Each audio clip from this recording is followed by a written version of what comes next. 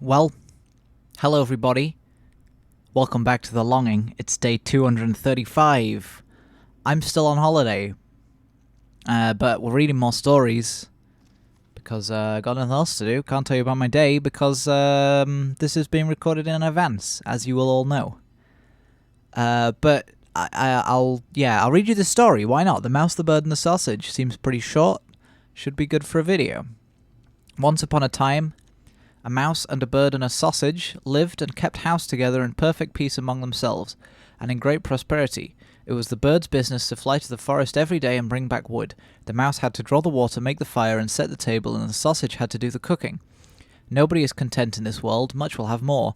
One day the bird met another bird on the way, and told him of his excellent condition in life. But the bird called him a poor simpleton to do so much work, while the other two led easy lives at home. When the mouse had made up her fire and drawn water, she went to rest in her little room until it was time to lay the cloth.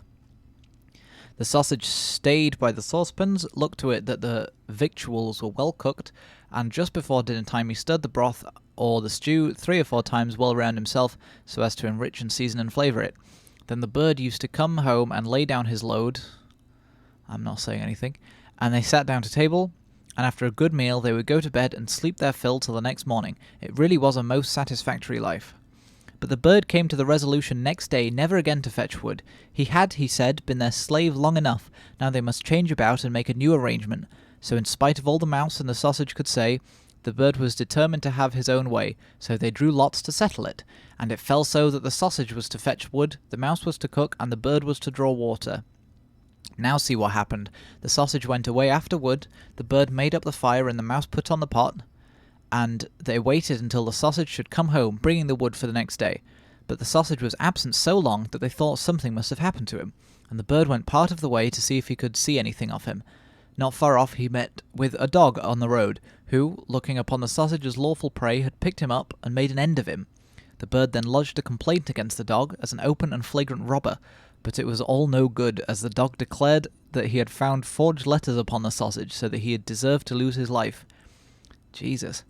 The bird then very sadly took up the wood and carried it home himself, and related to the mouse all he had seen and heard. They were both very troubled, but determined to look on the bright side of things, and still to remain together.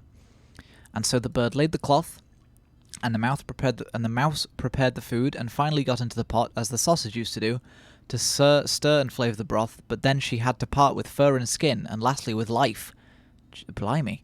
And when the bird came to dish up the dinner, there was no cook to be seen, and he turned over the heap of wood and looked, but the cook never appeared again. By accident the wood caught fire, and the bird hastened to fetch water to put it out, but he let fall the bucket in the well, and himself after it. As he could not get out again, he was obliged to be drowned. Geez, so they all died.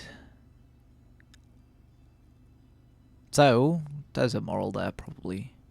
But, you figure it out. Thanks for watching. It's been a pleasure as always. Hope you all had a great day.